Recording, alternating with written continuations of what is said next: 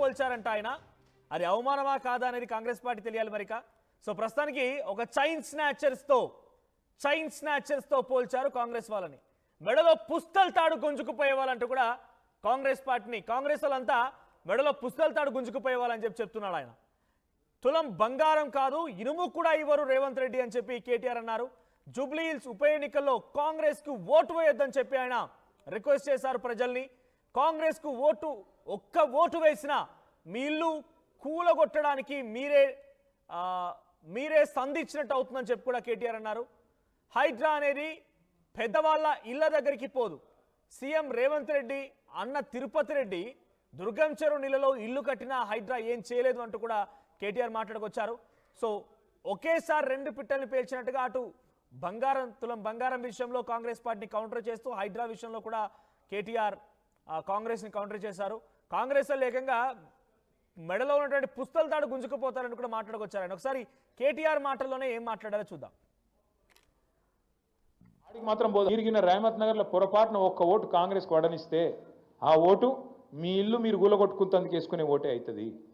ఒక్క ఓటు మీరు పొరపాటున వేసినా ఒక్కొక్క గరీబోని ఇల్లు కూలగొట్టేందుకు మీరు సంధించినట్టు అవుతుంది, వాళ్ళకి లైసెన్స్ ఇచ్చినట్టు అవుతుంది. మరి కావన్నా వద్దాం మీరే ఆలోచన చేయండి. ఇది మీ సమస్యనో నా సమస్యనో కాదు, నగరంలో ఉండే అందరి సమస్య. మీరు చూస్తున్నారు హైడ్రా అనేది పెద్దోళ్ళ ఇంటి మీదకి పోదు. రేవంత్ రెడ్డి అన్నగాడు ఇక్కడనే ఉంటాడు, తిరుపతి రెడ్డి అని, దుర్గం చెరువు పక్కకు నీళ్ళల్లో కట్టిండి ఇల్లు FTL. ఆడికి మాత్రం పోదు హైడ్రా. ఎందుకు? ముఖ్యమంత్రి అన్న కదా, పోతే ఉద్యోగం పోతుంది కదా, ఆడికి పోదు. ఆడికి పోతుంది, రేవంత్ నగర్ పోతుంది, బోరబండ పోతుంది, యూసఫ్గూడ పోతుంది, షేక్పేట పోతుంది, ఎర్రగడ్డ పోతుంది. మీ దగ్గర ఉండే బస్తీలకు మాత్రం బరాబర్ వస్తుంది. కులగొడితే పేదవాడిని అడిగేటోడేవాడు? గోపన్న లేడు కదా, గోపన్న ఉంటే బరాబర్ వచ్చి అడ్డం నిలబడుతుండే. గోపన్న లేడు కదా, ఇక అడిగేటోడు ఎవడున్నాడు? మేము చూసుకుంటాం, జూబ్లీ హిల్స్ దున్ని పారేస్తాం అనే దాంతో పైసలు కొడతాం, అవసరమైతే ఆఖరికి ఓటుకింత కొడితే గరీబ్ గాళ్ళు మాకేయిపోతే ఎవరికెత్తారు అనే ధైర్యము ఇలా కాంగ్రెస్. రైట్, మీరు కనుక జూబ్లీ హిల్స్ నియోజకవర్గ ఉప ఎన్నికల్లో కాంగ్రెస్కి ఓటు వేస్తే మీ ఇల్లు కూలగొట్టడానికి వాళ్ళకి లైసెన్స్ ఇచ్చినట్టు అవుతుంది, సంధించినట్టు అవుతుంది. మీరెవరు ఓటు వేయకండి. ఎర్రగడ్డలో, రహమత్ నగర్లో, యూసఫ్గూడలో, షేక్పేటలో, బోరబండలో ఈ ప్రాంతాల్లో మీరు కనుక ఎవరైనా ఒక్క ఓటు వేసినా కూడా మీరే సంధించినట్టు అవుతుంది, వేయకండి అని చెప్పి అడుగుతూనే అటు ముఖ్యమంత్రి రేవంత్ రెడ్డి సోదరుడు తిరుపతి రెడ్డి ఇల్లు ఏకంగా దుర్గం చెరువు FTLలో ఉంది, నీళ్ళలో కట్టుకున్నాడు. ఆయన మాత్రం టచ్ చేయరు. హైడ్రా అనేది కేవలం పేదవాళ్ళకు అటువంటి రిస్ట్రిక్షన్స్, పేదవాళ్ళకు మాత్రం ఎగ్జామ్షన్ ఉంటుంది, పేదవాళ్ళకు మాత్రం ఎటువంటి ఎగ్జామ్షన్ ఉండదు. అడిగేటోడేవాడు డైరెక్ట్గా వచ్చి కూలగొడే అని చెప్పి కేటీఆర్ మాట్లాడుతున్నారు. ఎస్, మా ప్రతినిధి మధు కూడా లైవ్లో సిద్ధంగా ఉన్నారు. మధు, సో సంచలన వ్యాఖ్యలు చేసుకొచ్చారు కేటీఆర్. హైడ్రా గురించి ప్రస్తావించారు, తులం బంగారం గురించి ప్రస్తావించారు. సో కేటీఆర్ ఇప్పటి నుంచే ఈ వ్యాఖ్యలు చూస్తుంటే జూబ్లీ హిల్స్ నియోజకవర్గానికి సంబంధించి ఉప ఎన్నిక ప్రచారం మొదలుపెట్టినట్టు భావించాలా? ప్రచారం మొదలైందా?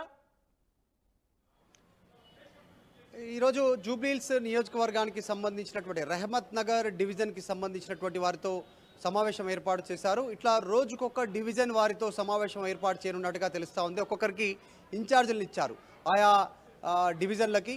ఖచ్చితంగా ఉప ఎన్నికల్లో మళ్ళీ బీఆర్ఎస్ గెలవాలి అనేటువంటిది, ఎందుకంటే కాంగ్రెస్ ఇచ్చిన హామీలు ఏది కూడా అమలు కాలేదని చెప్తూనే ఒకవేళ ఈసారి కాంగ్రెస్కు ఓటేస్తే మీ ఇల్లు కూలగొట్టుకోవడానికి వాళ్ళకి లైసెన్స్ ఇచ్చినట్టు కానీ అనేటువంటి స్టేట్మెంట్ చేస్తూనే దసరా శరణ్ నవరాత్రుల్లో ఎక్కువగా పీక్స్కి వెళ్ళాలి ప్రచారం. ప్రత్యేకంగా బతుకమ్మ పాటలు తయారవుతూ ఉన్నాయి. ఆ పాటలతో ఒక్కొక్క పాటతో మీరు ఆ పాట వినిపిస్తే 100 ఓట్లు ఒక వ్యక్తి వేయించేటువంటి పాటలు రెడీ అవుతూ ఉన్నాయి అనేటువంటి స్టేట్మెంట్ కూడా చేశారు. సో బతుకమ్మ పాటలు గల్లీలో ఇంట్లో మోగాలనేటువంటి స్టేట్మెంట్ చేసిన కొన్ని కీలక స్టేట్మెంట్ చేశారు. తులం బంగారం గురించి మాట్లాడుతూ కాంగ్రెస్ వాళ్ళు మెడలో పుస్తల తాళ్లు తెంచుకొని పోయేవాళ్ళు కాంగ్రెస్ వాళ్ళు అంటూ స్టేట్మెంట్ చేస్తూ వాళ్ళు ఎప్పటికీ తులం బంగారం ఇవ్వరు, ఏమని ఇస్తే తీసుకుపోయేటోళ్ళు కాంగ్రెస్ వాళ్ళు అంటూ స్టేట్మెంట్ చేస్తూనే కొన్ని ఘాటు వ్యాఖ్యలు చేశారు ఆయన మాట్లాడుతున్నటువంటి సందర్భంలోనే. అసలు కొంచెం అసభ్య పదజాలాన్ని కూడా ఉపయోగించే ప్రయత్నం చేశారు. తులం బంగారం కాదు, తులం ఇనుము కూడా కాంగ్రెస్ ఇవ్వదు అంటూ స్టేట్మెంట్ చేశారు. గతంలో హైడ్రాకి సంబంధించినటువంటి అంశంలో వసూలు చేసే కార్యక్రమం చేస్తారు. ఆ వసూలు చేసిన పైసలను రేపు జూబ్లీ హిల్స్లో ఓటుకు 5,000 పెట్టి కొనే ప్రయత్నం చేయబోతా ఉన్నారు. నమ్మొద్దు, మీరు ఎన్ని చెప్పినా కూడా బీఆర్ఎస్ వైపు నిలబడండి. సో అప్పుడు చేసినటువంటి అభివృద్ధి కార్యక్రమాలు చాలా ఉన్నాయి, మేమే ఎక్కువ చేసాం, ఇప్పుడు కాంగ్రెస్ వచ్చిన తర్వాత ఏం చేయలేదు, ఇప్పుడు చేస్తున్నంత హడావుడని చెప్తూనే హైడ్రాకి సంబంధించి తిరుపతి రెడ్డి అన్న సొంత అన్న కేటీఆర్ రేవంత్ రెడ్డికి ఆయనను మాత్రం టచ్ చేయట్లేదు హైడ్రా అంటూ కేటీఆర్ మాట్లాడారు. పోతే ఉద్యోగాలు ఉడతాయి, అందుకే పేదవారి జోలికి వస్తారు. మీరు ఓటేస్తే కాంగ్రెస్కి మీ ఇల్లు కూలగొట్టడానికి లైసెన్స్ ఇచ్చినటువంటి స్టేట్మెంట్ చేస్తారు. ఇంకా కొన్ని కీలకంగా ఇప్పటికే డివిజన్ల వారీగా ఉన్నటువంటి వారందరికీ కూడా